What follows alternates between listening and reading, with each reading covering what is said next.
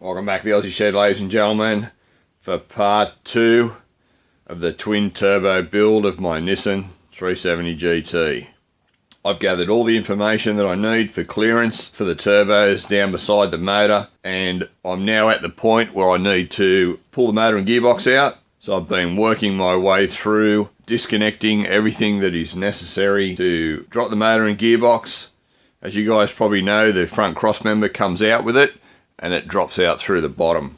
So we'll just have a quick look over what you need to actually disconnect in order to pull the motor and box and everything out of this vehicle. Obviously your radiator needs to be disconnected, your top and bottom hoses, any cables that you see that run off to the chassis anywhere. There's quite a few earth cables such as this that you can just simply disconnect. Basically you just have to work your way around the engine, disconnecting anything that goes between the body and the motor. At the back of the engine there are 2 coolant pipes which feed the heater for inside the vehicle. You can't quite see those, they have to be disconnected.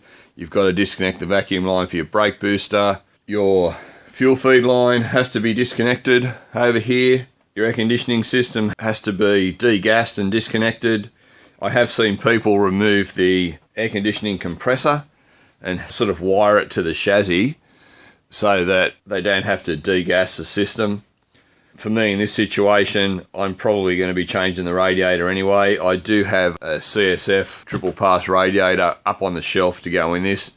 They've kind of got a bit of a bad rap over the years. I'm not 100% sure whether I'm actually going to be putting it in, but we'll see when we get to that point. But like everything, it's just a slow process of disconnection. All your power steering lines have to be disconnected. And one of the biggest things is you have to disconnect the main wiring harness that runs through into the engine management system inside the vehicle. So this is your main cable here, and it just goes through this piece on the back here, runs along, and then it drops through into the cabin and plugs into your engine computer. The computer's located just behind the glove box, so you've got to pull your glove box out and then remove the glove box housing, I guess you'd call it, and that'll give you access to the computer. You don't have to get the carpet up or anything like that. It's not on the floor, it's actually mounted on the side of the vehicle. When it comes time to reinstall all of this, I'll go into a bit more detail with how to run this through and basically show you how to get it out if you're going to get it out by kind of doing the reverse. But it's fairly easy to do. It's something that was a little bit daunting to me before I started, but it actually turned out to be one of the easier things to do. It's honestly just a matter of working your way through it, just visually looking for every piece that needs to be disconnected.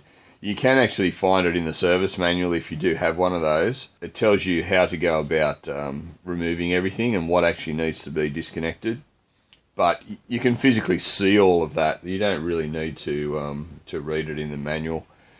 There are a few other videos online of people pulling motors out of these, which kind of goes over in a little bit more detail, some of them, what actually you need to disconnect and how you go about doing it. But engine bay side, you've basically just got to disconnect everything that you can see. So what I think I'll do now is I'll get it up on the hoist and I'll show you underneath, because there's a lot of stuff underneath that needs to be disconnected as well. So we'll get it up on the hoist and we'll have another look.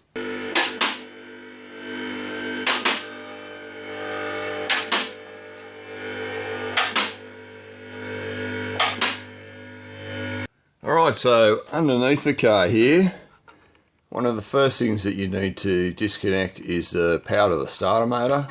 That's the, geez, I wish I had some more hands. That's the starter motor right there. And that is that nut protruding out in the center of the screen. That's where your starter motor power cable hooks onto. Obviously disconnected from the battery up the other end. But it's one of the things that has to be disconnected over here. Obviously the drive shaft has to be removed. Fairly simple task doing that. And your shifter here, the shifter rod, has to be disconnected. There's just a small clip on it that holds it in position there. Very easy to do. One of the other things that you need to disconnect under here is your steering box. This joint disconnects fairly easily. Once you undo the bolt in the center of the universal there, the steering shaft will actually slide up into the sleeve slightly so that you will be able to remove it from the steering box universal joint. It's pretty simple to do. You can see there's alignment marks that I've got drawn on there with a paint pen. The steering wheel's actually tied off in the vehicle so that it won't move, just to sort of help me with alignment and stuff later on, so there's no issues with it. Obviously there's quite a bit of disconnection that needs to be done here. There's several ways of disconnecting the front suspension to enable you to drop the cross member. I've done it this particular way to suit my own specific reasons. As you can see, I've removed the brake caliper and rotor, which means the brake hydraulic system will need to be bled when this all goes back together. You can just disconnect the caliper and hang it up and keep your brake fluid system intact. I'm actually going to be replacing some brake lines. I've actually got some braided stainless brake lines on the front. I think they're Hell brand, and I'm not very happy with them. The layout of them I find them to be sort of not optimal. So I have some new front braided brake lines from Z1 in the US that appear to be a much better setup. They were cheap at the time because they're just kind of like a single line. If you know what your original front brake line setup looks like, it's sort of a few components together. They've tried to get around it with this particular arrangement, and it honestly just has a bit of a rub issue on the back of the shock. I've got Hell stainless braided lines on the rear. They're just a simple line as well, but they're absolutely fine. There's no issues with those. It's just these front ones that I found weren't exactly what I want them to be. I just wasn't 100% completely happy with them. So back to this, what I've done is I've taken the caliper and rotor off and pulled out the main bolt through the bottom here that holds your shock, and that also holds your front sway bar. And I've also disconnected the knuckle up the top here from the upper control arm. That's really simple to remove. So what that does now is it gives me a free point here. So all of this is all connected to the front, and that will come down, including the front upright here will come out with the front cross member, which is also what I wanted to do because I'm going to clean all of this too. This whole front cross member and everything's a bit grubby, so when I actually get all of this out, I'm going to pull the motor off the cross member and then take the cross member out and pressure clean it and all the uprights and everything, just to get it, Mickey Mouse and nice and clean, so I'm not getting friggin' dirty while I'm working on it. And I might even do a bit of pressure cleaning on the motor while it's out. But that's the reason why I've done it this way. Like I say, I've seen people disconnect the ball joints on the bottom and leave all of this upper stuff in the vehicle, which works absolutely fine as well. But like I say, there's many ways to swing a cat, and this is just what suited me particularly at this time with what I'm actually doing. Everyone's got different requirements for what they're doing, and you've really just got to look at things with open eyes and just say, okay, well, what works best for me? What's the least stuff I have to pull off without complicating things too much? I've also removed this front section of the chassis rail that bolts on here. You don't have to remove that. You can pull that all out with the front cross member. I've just purely removed it because it's convenient for me. The hydraulic table that I'm going to drop this onto, it doesn't have a lot of room on it, and the shed doesn't have a lot of room either. And just taking this off, it's just 2 bolts either end and a large bolt through the center. It's really simple to remove, but like I say, you don't have to remove it. Obviously any oil cooler lines or anything like that, power steering lines, it's all got to be disconnected. It's really just a matter of looking over it yourself and seeing what you actually need to disconnect, and just disconnect it honestly until you work through it and say, okay, well, that's it. It's free. There's nothing else I need to disconnect. Just be really, really careful. Have a really good look. If you're not familiar at doing this sort of thing, just be really, really careful. You don't want to get to a point where you're releasing the engine cross member and everything, and there's something holding like a wire or a hose that you are going to wreck something without even realizing that you're snagged on something. So just be super careful and you'll be sweet. So as far as I can tell, that's the position that I'm in. Absolutely everything that I need to disconnect is disconnected, and I'm about to drop the hoist down, set up my hydraulic table underneath this, and pull the motor box front end out. So let's do it. Alright folks, the table's in position. the gearbox cross member has been completely released. I've cracked the bolts on the main engine cross member here. There are 4 bolts, 2 on either side, and I'm just about to remove those completely, and then we'll start to slightly lower the cross member down. You can see I've used blocks of wood at varying heights. You'll notice there are packers under them to get the whole setup dead level, or not necessarily level, sorry, to get the table and the lifting timbers perfectly parallel with the underside of the vehicle. The table, you know, it's a bit of a Chinese thing. It's not real perfect. When it lifts, it's got a slight kind of a lean on it, just very slight, but all that kind of stuff you have to take into consideration, because when you undo this, it's going to be sliding down on the studs, and if it slides down on a slight kink, it'll jam and it won't come down. So, like I say, pack it up as level as you can. Hopefully when I release the jack in the table, it will come down level as to what it is. If it doesn't, I might have to make some adjustments to it, but at this point, let's get these nuts off and we'll see what happens. Oh, I've put some pressure on the car. I've actually taken the weight of the front of the car with the table here, you know, so it's not going to start dropping down as soon as I release the nuts. So I'll get these nuts off.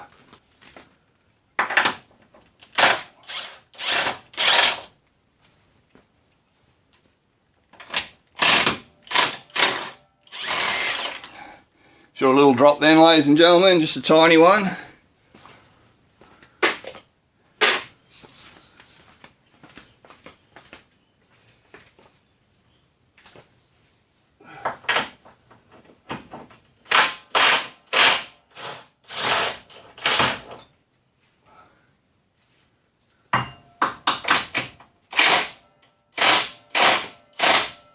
I think we will put another 10mm under those.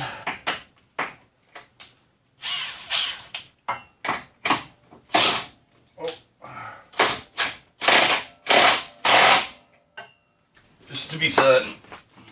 She's dropping a little bit uneven front to back, so I think I'll just throw an extra 10mm of spacers under the front. See, might have to jack that.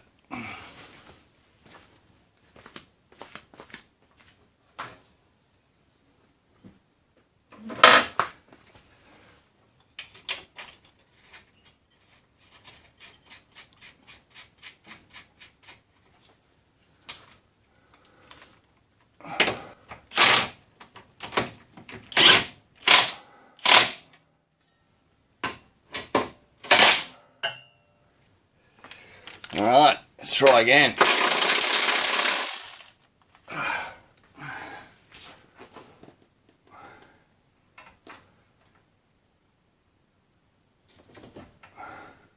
That's looking a bit better. We're going down pretty even now. Just have a bit of a quick check, folks, as I'm the only one here doing this, so it's a bit of a back and forth process, just making sure that you haven't forgotten anything and that nothing's binding. It all appears to be coming away nicely. Alright, we'll go down a little bit more.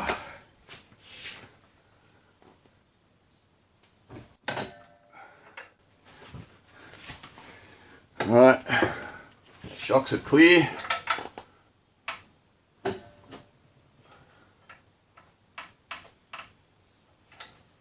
So far so good, folks. It's looking pretty good. By all accounts, it does appear that I've actually done my job properly.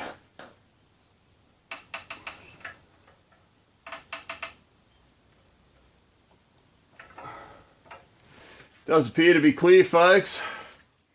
Does appear to be clear. So at this point, I think I'm just going to go and pull her up on the hoist.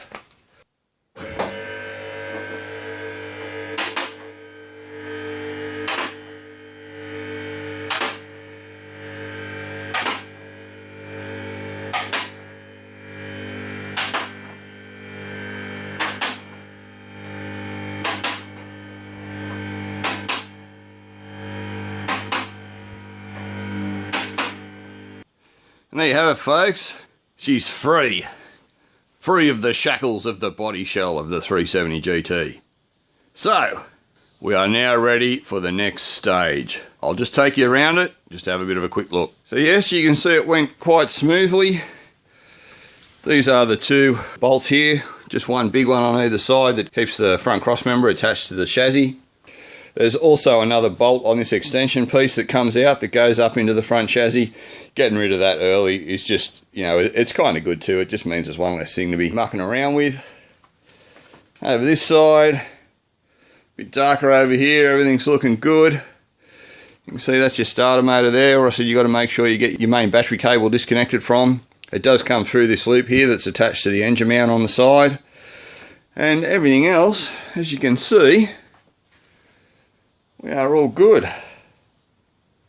Very, very nice indeed. Very good to get to this point. You can see our flanges are sitting down on there that I made up. I showed you guys. So we're all ready to start with a bit of turbo placement. How good's that going to be? Bloody fantastic. Alright folks, I'm going to go and have some lunch and then I'll be back at it. So just bear with me. Before I start doing too much more folks, I thought I'll just double check the flange plate here with the head ports. Even though it's very, very close, I did make it from the gasket, but just the alignment could be like a mil or so, you know, either way when just working off the gasket basically. What I'm doing now is I'm going through and port matching the flange. There's just a couple little tiny areas where I can feel a little tiny bit of a lip where the exhaust port comes out. This on the outside here, that's just a bit of grinding that I did for the beginning of one of the runners. But I thought before I go too much further, I might just fix any little edges up on here while I've got the die grinder out, and I'll just get these ports absolutely Mickey Mouse before I go too much further with the runners, because basically I'm at a point where I want to tack a piece of runner on here, and once I do that it's going to make it really hard for me to port match the flange. So bear with me, I'll just leave the camera running and I'll do a bit of port matching. I've pretty much got this one right, and I've just got to take a little bit out of this little bottom corner out of here, and I'll be just whipping backwards and forwards to the bench where I've got the die grinder set up. It should be looking pretty good.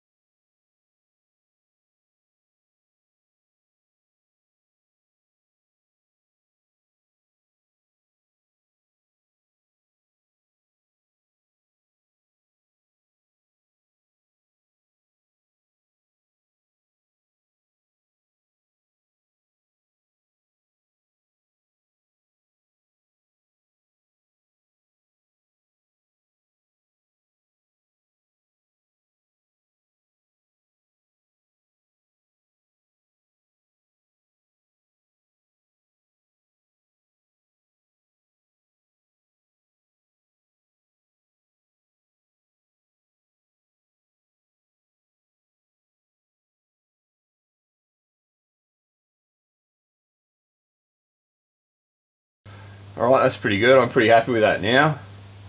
There's no lip leading into the flange plate from any of the ports. The transition from the oval to the round runner shape is really good. That's really nice. No issues there at all anymore. Ready to move back onto the runners. Before I go any further with this guys, I might just explain what I'm kind of aiming for while I'm going to be building these runners. The big problem with a twin turbo system on the VQ37 in the ZG platforms is the location of the steering box here. Obviously this side is where all the complexity is. The other side is a piece of piss. There's absolutely nothing to it. We've got movement, we can put the turbo here, there, up, down, no issues at all. Here, the steering rack and the steering shaft connection to the rack creates all the problems. Now, on the left-hand drive versions of all of the turbo kits for this vehicle, they have obviously the steering rack connector on the other side. And that actually works really well with the location of the inlet for the exhaust housing. I'll just go and grab a turbo and I'll show you. The big problem is that this exhaust port and the entry into the exhaust turbine, they both want to occupy the same real estate. Now, when this is on the other side of the motor, okay, you think the flange is over here, so there's space between these two areas. And then on this side, where you don't have the steering rack, if you have a look at any of the turbo kits, on any of the left-hand drive versions, on this side, what they do is they bring the turbo back out of the way of this exhaust port here, and this port generally comes in just before the entry into the exhaust turbine housing, which is okay. It makes it fairly simple to be able to do. And then on the other side, you don't have this problem because this entry is away from the engine instead of right next to it.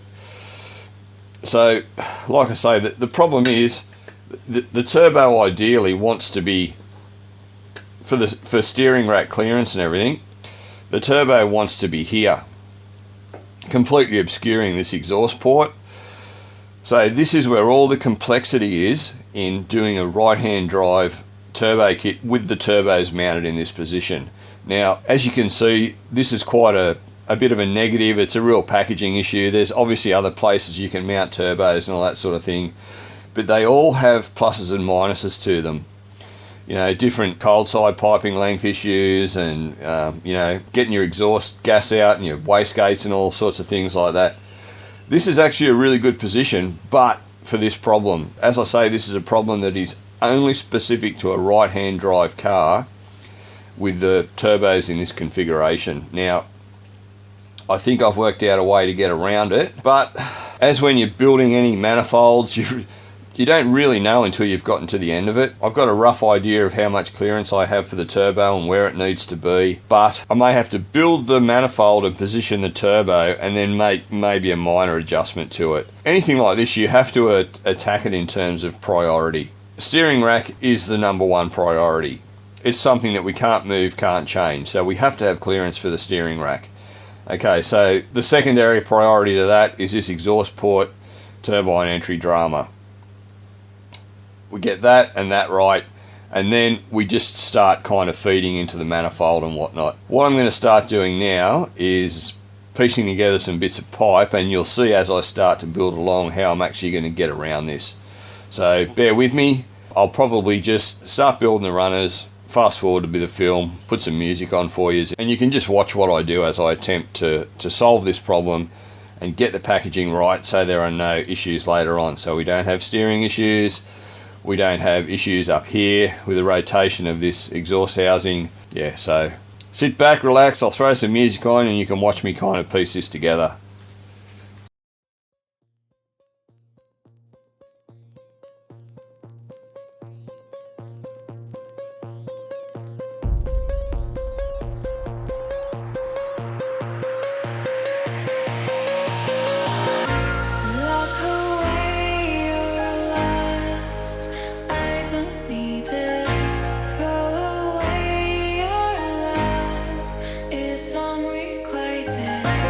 You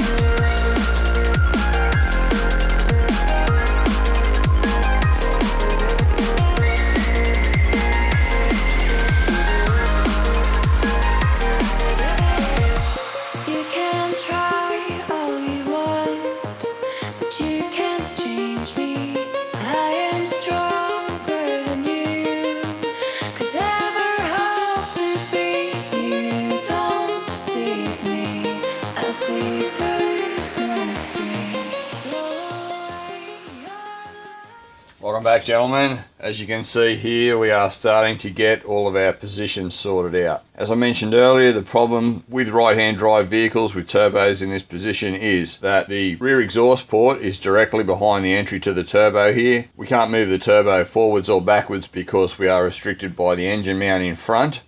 And we also down here have our biggest issue, which is our steering rack linkage.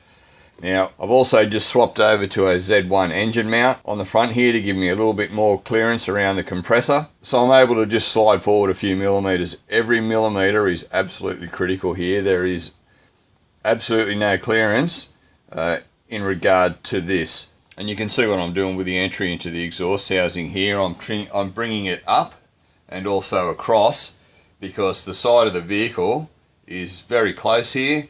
Initially I had it just coming around without going sort of up and over, and I had a clearance problem against here, so I'm hoping I've got about 15 mil on this side now that I've added another piece in and twisted it sideways.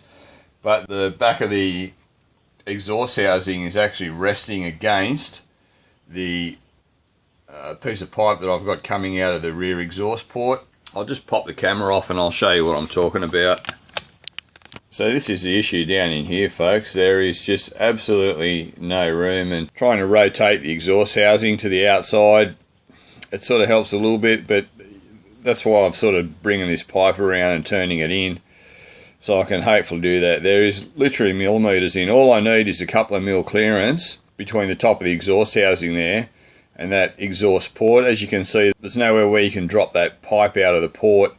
You can't drop it down, you can't take it directly up, you can't do anything. So basically I've just bored it across as far as I can. Fortunately there's no stud up in that side. They're diagonally the opposite where the center exhaust port is.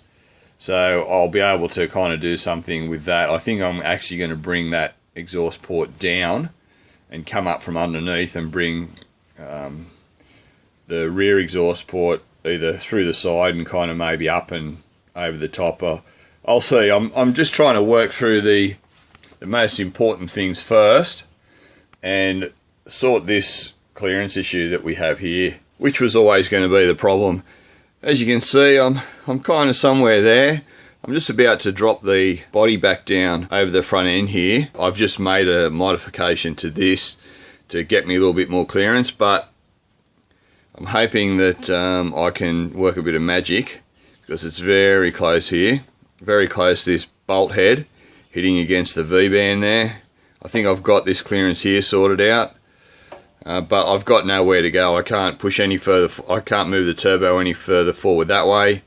I can't get in any closer this way, so I'm just kind of playing with millimeters here. So bear with me, I'll drop the body shell back down over the top and we'll see what it looks like when it's all packed in position.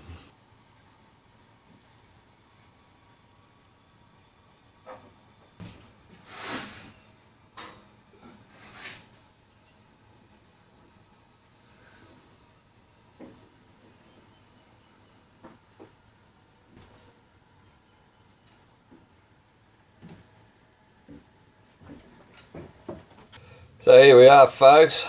This is what it looks like from underneath. To get light up in there and everything, but there we go, that's a bit better. You can see the problem with the steering shaft there, just clearing the V-band on the exhaust at the top, and the bottom just clearing the actual housing. We're hard against the side of the engine. We're just off there. We can't push forward because of the engine mount. That's pretty much our position there. I think everything's clear. So at this stage, I think we're looking pretty bloody good. Might just go and have a bit of a look up in the engine bay, look down and see what it looks like. Here we are looking down through the top. Hard to kind of get an idea, but hard to get light in there in camera as well. You can sort of see there is clearance between the side of the turbo. There you go. There's about probably 10 mil, 15 mil maybe clearance between that turbine entry that we've been working on and the compressor housing down there. It's probably got about the same. Down here, hard to see with all the bloody cables and stuff, but me being here, it looks pretty good, folks. There's nothing that's a real issue at the moment, nothing that I can't at this stage work on later and move. I've already had to sort of move one of the power steering lines, which I'll just have to make up a different line when the time comes. But other than that, it's looking, I think we pretty much have our position. There really is no other position anyway. But that's not bad. It's not bad at all.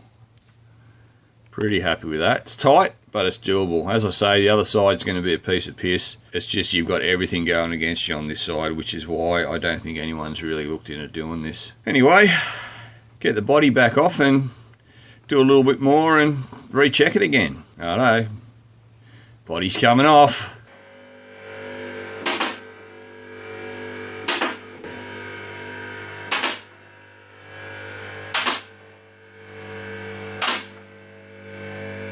I'll just get her up to a bit of a better working height.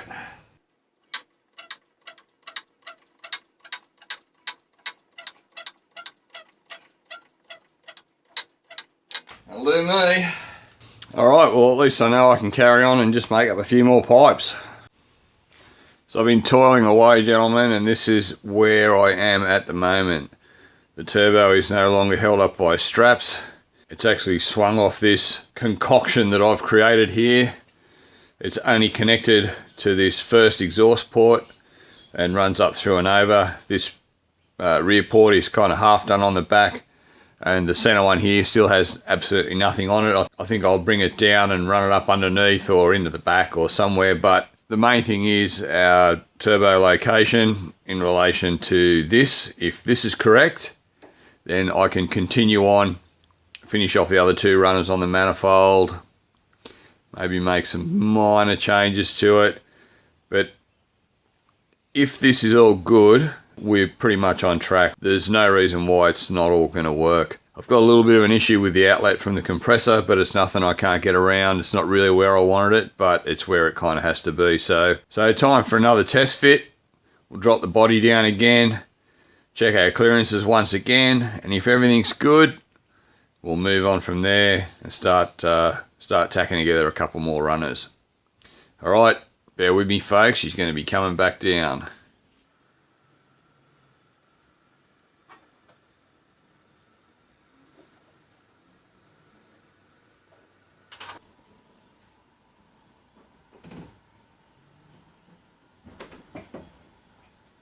Let's go under and take a look. Well, it's pretty good, folks. The bottom knuckle on the steering rack to steering shaft connection is clear, but you can see that bolt there is not clear. It's very, very close, but I should be able to just pivot the turbo on the V-band. One of the exhaust manifold studs is actually stopping me pivoting around a bit more, so I might just trim a couple of mil off it, and because I'll probably pull it out and replace it with a shorter one, because it doesn't need all that length on there. It's just kind of in the way. But I think once I do that, I should be pretty right. Everything else seems to be okay, but I honestly won't know 100% until I do that. I'll go and have a look up in the engine bay. I think everything should be right up there. There weren't really any major issues. But so yeah, unfortunately I'm going to have to drop it down, pull the body back off again, have a bit of a fiddle with that, and then run this process again. Yeah, you can see in the top everything's pretty clear. We've got, honestly I reckon it's probably about 15 mil between that pipe there and the chassis rail. Compressor's got plenty of clearance. Front runner's got plenty of clearance, as long as I don't bring anything out too far, which there's no way I'll need to. The fuel lines at the back have got plenty of clearance, so we should be pretty good. It was always going to be the tricky area, that steering knuckle, but I think I should be able to just slightly pivot the turbo and get around that. So I'll get it back up and take another look at it. That's the offending stud right there, hitting against the exhaust housing. I might just, I think I might just pull that out rather than try dicking around cutting it down, because if I do that I'll never get the bloody thing out. So I might just pull that out and see if it gets me what I want. Unfortunately, it looks like pivoting may actually close up the bottom clearance. I'll see. I'll remove that stud and then I'll do it and see if it makes it too close on the bottom. But there's not a lot to it. I'm sure I can get it from here. Like, we're so close, I think it's definitely doable. Anyway, I'll get all this apart, get that stud out, and have another crack at it. Alright folks, the stud's out of the way. As you can see, she's gone. 1/4 inch socket fits really well on the end of these studs. It came out really, really easy. Alright, we'll drop the body back down and have another look. Alright folks, I think we can pretty much call that okay. I don't have the bolt in through the universal joint connector, but there is plenty of room for it, and it looks like articulating the turbo on the V-band does give us quite a bit of scope for movement in and around that universal joint. So at this point I think I'm just going to carry on and finish off those last two runners, because worst case scenario I can always adjust the turbo location on the last pipe join before the V-band connector.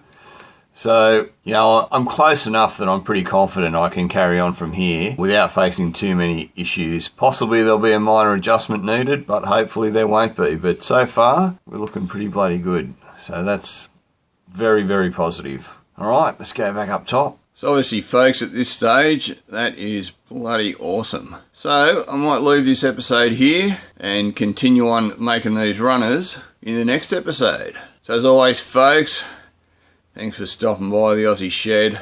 Always a pleasure having you here, and I hope you guys like being here as much as I like having you here. So remember, if you want to see more of this build, tune in for the next episode. Remember to like and subscribe.